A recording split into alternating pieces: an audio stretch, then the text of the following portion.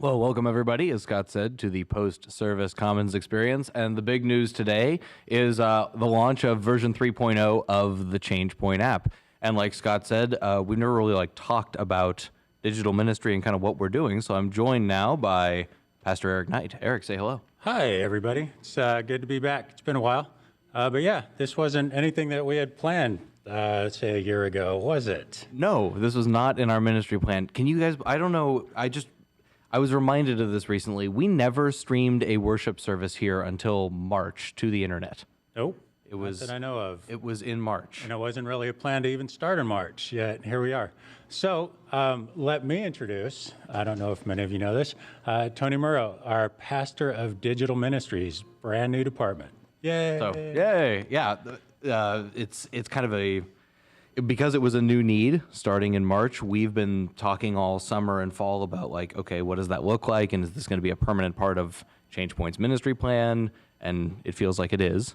I believe so. Yeah. So I've kind of stepped into that role. It's kind of cool. Well, yeah. Oh, totally cool. I mean, and you are kind of the natural selection for it as we kind of looked about it, who's on staff and what's their skill set and what has God gifted them to do, and unbeknownst to us, why he's placed certain people in certain positions. Well, Tony Murrow stepping into digital ministries just made sense. Yeah. So if you don't know, I'm a computer programmer. That's kind of my background before I got to ministry. I'm a computer guy. So yeah, it is exciting and kind of a whole new world. All of you joining us online, I've enjoyed getting to meet some of you who've returned week after week kind of since March. Eric and I have been very cool. Yeah. We've been the guys in the chat, right? Yeah, yep. So that was that's kind of how this kicked off with you and I, was just we stepped in because surprise, we got this new tool, right? Yeah, this new toy. And Michael Warren, of course, was a big part of that early on. Yeah, So. I remember getting a phone call this past March. It was March 1st. It was Sunday, March 1st. A phone call from my dad, and he said, "Hey, are you on top of this COVID thing?" And I'm like, "No, it's a thing in China. What do you mean on top of this COVID thing?" He goes, "Listen to me, son. 1 week from today, your attendance will drop by 50%, and the following week you will not hold worship services. Are you ready to stream online?" I was like, "No, I'm not ready to stream online. What are you talking about?" But fun fact, because we had campuses going, it's funny when you look back at how God is positioned, like I said, with the people, first of all, but just with the technology. And you can explain this because I'm not a tech guy, but because we had campuses and because we were streaming, when it came time to flip the switch, relatively easy, right? Oh, yeah. So, we were already streaming the worship service to the campuses. So what we were adding was also send that online and kind of get the tech in the back, where it needs to be to make that a good experience. But that's totally different from we've never streamed a worship service, right? Right. So I got a question here from Amy Bailey. Let's talk about this real quick. I've had a couple of questions come in. How to get the new app. So if you go to the App Store and there's an update for the ChangePoint app, then update the ChangePoint app there. That makes sense. If you go to, most people have automatic app downloads, app updates turned on, and we actually launched the new version on Wednesday so that we could test it. Tee-hee-hee. We're just telling you about it today. Anyway, so your phone may have already downloaded the new update. So if you go there and there's no update, but you go into the app and it doesn't look right, just close out the app, relaunch it, and you will get the new version of the ChangePoint app. That's the secret. Very swank. There we go. Nice. So, obviously kind of our first online product was the online worship service, and that was because of how the need arose, right? So sort of the first audience we were serving was people caught at home. Right, who could make it in person. Right, So, because of the pandemic. well, even so, kind of fun fact. So, we sit around as department leaders beginning of the year. So before any of this even happened, do our ministry plan for what it's going to look like for the next year. We try and kind of predict the future, where we want to go, what we want to do. And we're normally pretty decent, too. And we are. Yeah, we have a pretty good idea. Not this year. Was there anything in what we talked about referring to digital ministry or going online? No new departments, no online ministry, no connecting with people in Homer or Quebec or John B. up there on the top of the world. Germany, fill in the blanks. We were not, that was not part of the plan in this year's ministry planning at all. 9 years or 9 months later, whatever it is, it feels like 9 years. Here we are, which is pretty cool. It does feel like 9 years. Kristen and I were just talking about how, like, you know, we always talk about how short life is and how it just whizzes by. Not in 2020. It's slowed down to a complete crawl. Yes. I feel like my kids have been these ages for like half their lives. Yep. Anyway. Yeah. Lived in our house for at least 2 decades. Neither here nor there. So, like, let's just let the ChangePoint family in on some of our thinking that we've been doing as we've kind of developed this new department and this new plan for digital ministry, right? Yeah. So you want to talk about the three goals of the department? Absolutely. So, you know, we're looking at, well, and it's changing too. So our goals are changing. But as of now, you know, we're looking at how do we reach people? So there's a couple of different people groups. Obviously, you know, there's people here, we're open, but we're not close to our numbers that we were pre-COVID. But those people are still out there. They need, you know, we're trying to minister to them. We're still a family, whether we're online or whether we're in person. So that's our first audience is keeping our ChangePoint family together. And folks that can't come in either because they don't want to, or they don't feel safe, or they're at risk, whatever the case may be, they're at home and they're not here. So we still need to minister to them. But as kind of this new world has emerged, where people are connecting more and more online, now there's an audience that we're finding this is their first experience at church. They might never have even been to a building.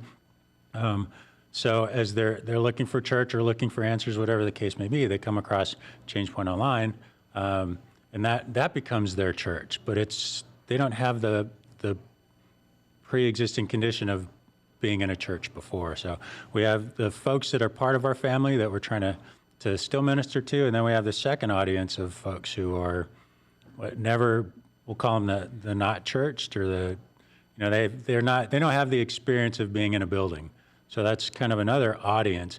And these folks, I mean, you can see it in the chats. I mean, they're from all over the place. We see a lot of the villages, and Lance has been doing it.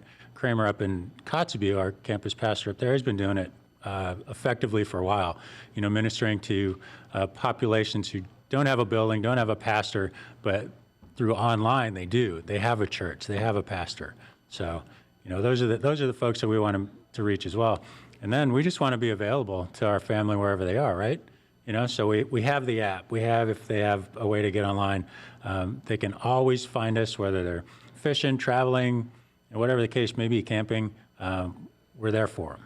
So that's what we want to be in these times, right? Absolutely. I will admit that I've cheated off Lance's paper multiple times during the development of this department, because he really did already have a kind of a foundation for what does it look like to do kind of this broadcast-centric ministry to people who are in numerous different communities, and what does it mean to maintain meaningful connections. So, I've been amazed by kind of that second audience, the people that are in the chat every week, who tell us where they're from, right?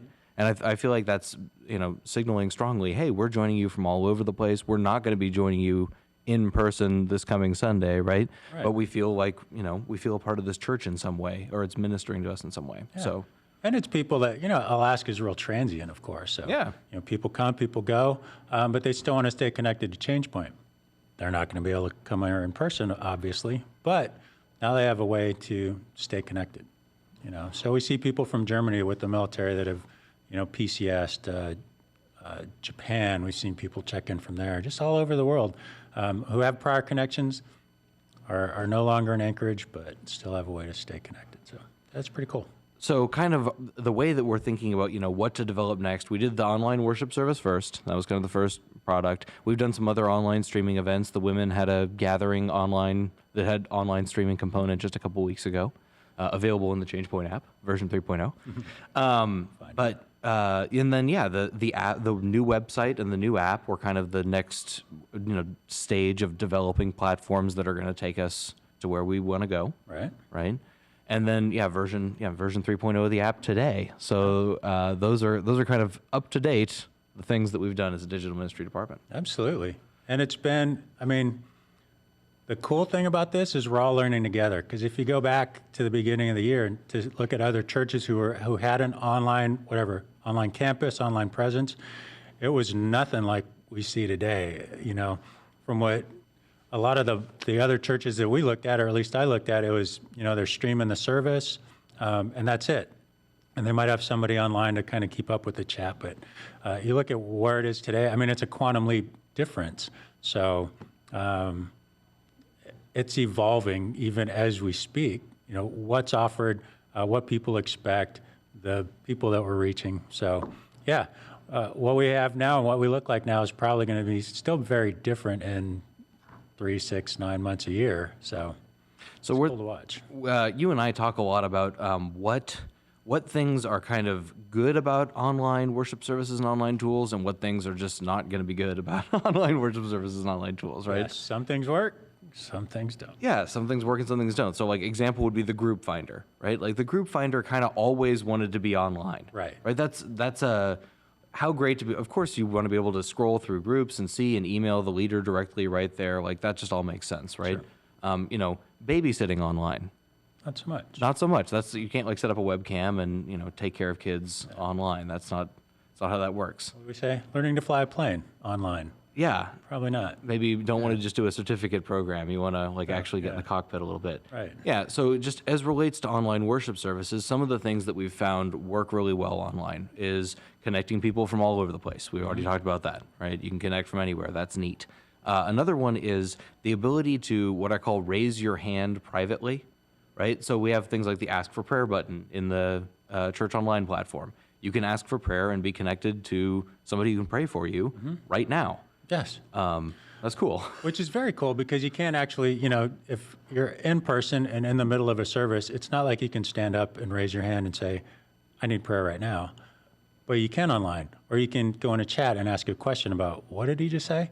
I mean, totally. There's a lot of advantages. It's hard to say because I prefer, you know, in person, but there are advantages to being online. Yeah, I love in person as well. I'm not anti in person, but I'm just trying to find like what is good about these things. Think about signing up for events, right? Yeah. The ability to hear an announcement of an event, a link pops up, and those people who are interested can sign up and get back to the worship service, and everybody else just keeps going on, right? That's weird in the room, right? Everybody raise your hand if you want to sign up for this thing. That's not so easy. Speaking of events, can we digress for just a moment? Yeah, go. Okay. Still want to remind people that the New Hope Compassion Ministries, the food drive is still going on. We're building pallets out in the commons for canned food. I think it's vegetables, fruit, soup, kind of the top 3 priorities, but anything and everything helps. So bring it by the church. If you come in on a Sunday, don't forget to pick up a couple extra things of cans as you're shopping at Costco for toilet paper or whatever. Bring those by. We're building the pallets. We have until The 22nd, next Sunday. 22nd, so next Sunday. Come by during the week. You can drop them off during the week. Somebody should be here to kind of help you get in the building if that works for you. But please, don't forget, this is to help the homeless in Anchorage. It's a vital ministry. They provide food for people who can't provide for themselves. So. They do. Yeah, we went to Costco this past week to do our like Thanksgiving run, you know, get cranberry sauce and assorted accessories. And we grabbed some boxes and brought them here. I got a message from Adam also saying that some Change Point families have been dropping them off directly. So That's awesome. That's fine. That's great. What a wonderful thing to do. We love it. However it gets there. However it gets there. Restock the pantry in advance of winter. So, yes, thank you. I love it. And that's till next Sunday. So here at the Raspberry campus, we're collecting, or they are downtown on E Street, like right by Central Middle School. They're just down the street from Central Middle School. So, piece of cake. Brilliant. So you want to talk a little about the future of online and digital stuff? This is what we know. Yeah. So bright. So bright. Well, I mean, and of course, all these plans are up in the air, right? Because we don't know any more than you do about what the future holds. No. But we are trying to think it through. So We are building a team, so couple teams, 2 teams. why don't you tell us about those? 2 teams. So we got a couple of teams that we're building volunteer-wise. People might be interested in. One is kind of the technical, nerd team. So if you have computer programming background experience, or you're like, right over there. yeah, he is. You want to step on camera for a second? Come over here and wave to the people at home. Say hello. This is, there we go. Yeah, he's one of our nerds on our nerd team, and that's pushing buttons and running tech stuff, and if you have insane Twitch skills, if you love Discord servers, and if you're that person, we've got a new volunteer opportunity you might be interested in. Yes, so indeed. yeah, just kind of thinking through what does this look like 21st century, running gear, building stuff. I mean, they've been helping with all this stuff that we are building. So and the ability to get campuses online and all this stuff. So Yes. yes, love those guys and digital ministry production team. And then we are in advance of Christmas looking to build an online Yes Team as well. Do you guys remember the Yes Team? The Yes Team in person, they wear the green name tags, and it's people who are wanting to help others take their next step, right? So you can go to the Yes Team if you need to take the next step spiritually. You can get prayer from the Yes Team. You can sign up for, they know where to sign up for events. They know things. They can get you connected, right? So these are the people that you want online, like during the chats, to, like you said, field prayers, direct people, answer questions. Yeah. Be that presence. So you and I have been doing it. I love this role. Oh. It is neat. Yes. It is a cool thing. Getting to hear people's prayer requests, to help them take next steps. I mean, it is a very kind of personal interconnect moment, and I'm loving it. We have more and more services happening, and we'd love to grow that and also just open it up to people to do ministry, right? Absolutely. The church is the people. And not you us. think it's weird when somebody asks for prayer online and you kind of chime in and you're, praying with them over a chat, but it's pretty powerful. Even so, it's not person to person. Well, it is person to person. It's not in person, but still, you can't limit the Spirit. The Spirit's going to work in whatever way. You open yourself up to Him, and you start a prayer with somebody. It doesn't matter if you're typing it or you're saying it or whatever the case may be. God's in it. So that's pretty cool. Very, very much so. It is. So that team is not a particularly technical position. Nope. That's more of a, Loving people. spiritual maturity, loving people kind of a position. So if you're maybe a mature believer who's staying home during this season, that's a volunteer opportunity that can be done from home. If you have a laptop and an internet connection, you can do it. And if you can use Facebook and text, you could do this, right? So it's not, Yep. it is not a very hyper technical. You don't need to know about video codecs or anything. It's talking to people. Right. The thing is talking to people. So online Yes Team. If you're interested in either one of those, yeah, you can email me directly. Scott already gave my email out today, so I may as well, right? My email is Blow up your inbox. yeah. Princes are going to be sending me opportunities this week. I can already tell. No, my email is going to be TonyM@changepointalaska.com. TonyM@changepointalaska.com. Also, I'm on the other end of most inboxes. So if you message us on Facebook or whatever, you can get a hold of me and the team. Yeah, very cool. So So we're talking about the future. I mean, some other things, we want to not duplicate the same experience that we have here online, but certainly provide an online presence. Matsu's already doing it. Like we said, our Kotzebue campus is kind of has led the way in a lot of aspects. Get to Kotnu online, so they're streaming to Kotnu specific content. So, I mean, that's a future step. It's actually really close. So we're not quite there yet or where we want to be, but it's coming. So each of our campuses can minister to their people online. yeah, we are ascribing to what I call the Google software engineering philosophy, right? So you have Apple, and Apple closes their walls and works really, really hard for a year, not telling anybody what they're doing. And then they debut a completely perfect product that's perfect for you, and that's Apple, right? And Google ships the product and it works most of the time. And then 2 weeks later they ship an update, and 2 weeks later they ship an update. And within 2 or 3 months, they have a really great product, right? So, we are shipping as we go, right? And making it, each step is better than the step before. That's the plan. Which somehow fits 2020. It does. And we are a church, right? Not a tech giant, right? We are a church. Right. With a few people. We're all finding our way together. Yeah, absolutely. awesome. So, and I think online presence for campuses is going to look different depending on the goals and initiatives of that campus, right? Absolutely. We talk about audience one, people who would attend in person, but because of 2020 and COVID, they're not attending in person. That makes a lot of sense for a campus like Matsu, right? But for Kotzebue, reaching new people through the online medium has been their plan since the day they were incepted, right? I mean, that's always been in their plan, and so obviously that's going to be a huge part of their plan going forward as well. Yep, So. absolutely. Well, we are just about out of time. Eric, you don't get to be on the Commons all the time. Is there anything else that you wanted to say to the ChangePoint family you didn't have the opportunity to, related to digital ministry or what we're doing or things going forward? No, other than love you guys, miss you guys. I spent a lot of my time out at Takotnu and helping out there. So it's neat to get back in the chat and see folks that you first saw back in March that are still connecting different parts of the world, connecting through the church online and through Facebook, and knowing that there's a growing community that is part of our online campus, I guess, for whatever we're calling it. Again, making it up as we go, but in a good way. Absolutely. Yeah, and pointing people towards Jesus. So that's what it's all about. So it's good. Yeah. All right. Any more questions, comments, whatever? You can fill out a Connect card, send it in, email me, TonyM@ChangePointAlaska.com. And until then, download version 3.0 of the ChangePoint app. God bless you, ChangePoint. Have a great week. We'll see you next Sunday.